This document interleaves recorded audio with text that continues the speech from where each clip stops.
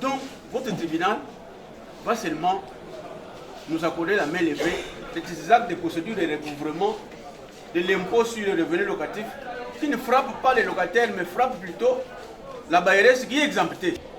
Donc je comprends que ce procès facile, depuis que j'ai commencé cette profession d'avocat, c'est le procès le plus facile. Parce que même sur le plan des droits, les articles que j'ai essayé de lire, aucune pièce dans les dossiers qui justifie le privilège légal qui va tirer de leur côté. La société Ska Inter A Santé SARL, représentée par son gérant Kianou Nzaou Gaston, vient solliciter la main levée d'un avis de mise en recouvrement de l'impôt sur le revenu locatif au tribunal de grande instance de Kinshasa-Gombe, opéré par la DGRK, Kimuta Kisobukila Lebo, receveur de recettes fiscales de la DGRK, et Pilipili Kaniki Thomas, huissier fiscal de la DGRK. Des faits qui remontent au mois de janvier 2023. Selon les avocats de la partie de Mondres, la congrégation des Sœurs missionnaires du Cœur Immaculé de Marie aurait donné en location sa parcelle située sur l'avenue Colonel Ebea, dans la commune de la Gombe à leurs clientes. Les avocats de la partie de Mondres affirment que la dite parcelle serait exemptée du paiement de l'impôt sur le revenu locatif, conformément aux dispositions générales de la loi numéro 004/2001 du 20 juillet 2001 applicable au SBL. Ils affirment en outre que leurs clientes seraient surprises de voir M. Kimuta, receveur de la DGRK, procéder unilatéralement à l'envoi d'un avis de mise en recouvrement d'une somme de 72 909 200 francs congolais de l'impôt sur le revenu locatif dont leur cliente ne serait pas la redevable légale. Les avocats de la partie de Mondres soutiennent que la bailleresse de leur cliente, la société Ska Inter Santé, serait exemptée du paiement de cet impôt au motif qu'elle serait une association sans but lucratif et aurait introduit un recours en contestation de paiement du dit impôt. Mais cette contestation serait rejetée par le même receveur de la DGRK. Celui-ci aurait envoyé à leur cliente un commandement à payer alors que la redevable légale serait exemptée.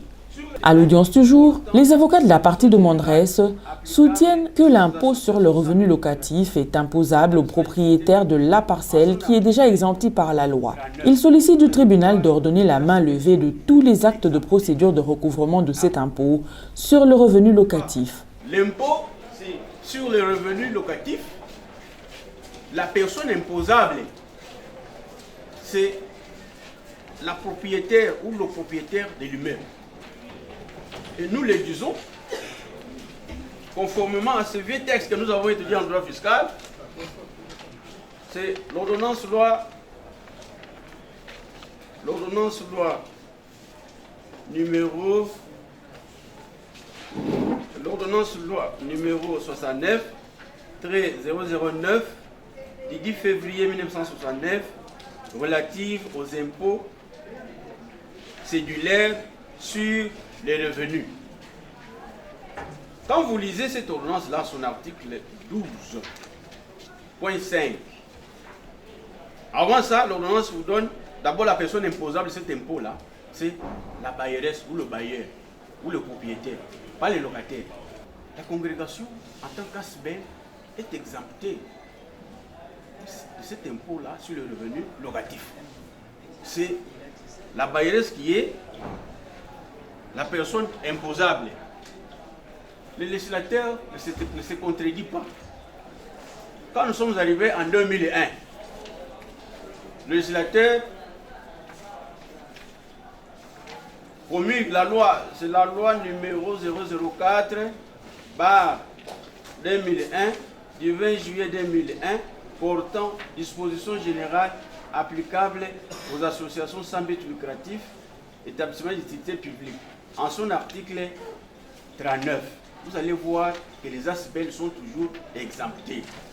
Donc, votre tribunal va seulement nous accorder la main levée de ces actes de procédure de recouvrement de l'impôt sur le revenu locatif qui ne frappe pas les locataires, mais frappe plutôt la bailleresse qui est exemptée. J'ai dit. 2022, son mandat venait à être expiré. Les avocats de la partie défenderesse, pour leur part, soulèvent plusieurs moyens, notamment le défaut de qualité dans le chef du demandeur, la précocité et l'immaturité de l'action publique. Ils soutiennent que la demanderesse ne serait pas une association sans but lucratif pour être exonérée de cet impôt. Ils sollicitent du tribunal de dire irrecevable et non fondée la requête de la partie demanderesse. Au regard de leur propre loi, ces gérants étaient nommés pour poser les actes en nom et pour le compte de la société pour une durée de 3 ans. Mais curieusement, il se comporte comme Dieu le Père qui n'a pas de mandat au ciel. Il se permet, au-delà de l'expiration de son mandat, votre honneur, même en 2023, alors que son mandat venait à être expiré en 2022, à représenter la société. Je plaide sur leur propre pièce, votre honneur. Et au regard de leur propre statut, la personne qui a représenté la société n'a plus mandat. N'a plus mandat. Et la conséquence sur le plan des droits, il y a un défaut de qualité dans les chefs du gérant. Il y a possibilité pour l'État d'octroyer, selon son gré, selon les éléments à sa possession, à des associations sans but lucratif, des exonérations de facilité. Mais cela sera constaté par l'arrêté interministériel de ministre du Plan et de ministre des Finances et de ministres concernés dans les secteurs pour constater l'exonération ou l'exemption. C'est le débat que j'aurais voulu engager dans l'hypothèse où la partie adverse avait pris le soin de produire au dossier l'acte qui atteste que nous sommes en face d'une association sans but lucratif. Et même dans ces cas, on dit que c'est la volonté de l'État d'octroyer. Et lorsque l'État octroie par un acte l'arrêté interministériel. Donc je comprends que ce procès facile, depuis que j'ai commencé cette profession d'avocat, c'est le procès le plus facile. Parce que même sur le plan des droits, les articles que j'ai essayé de lire, aucune pièce dans les dossiers qui justifie le privilège légal qui va tirer de leur côté. Il vous plaira donc, votre honneur.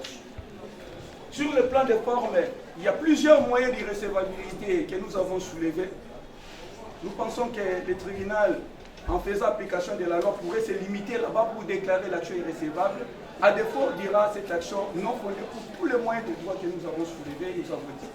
Le ministère public, dans son avis, sollicite du tribunal de dire irrecevable l'action de la partie demanderesse pour tous les moyens soulevés par la partie défenderesse. Va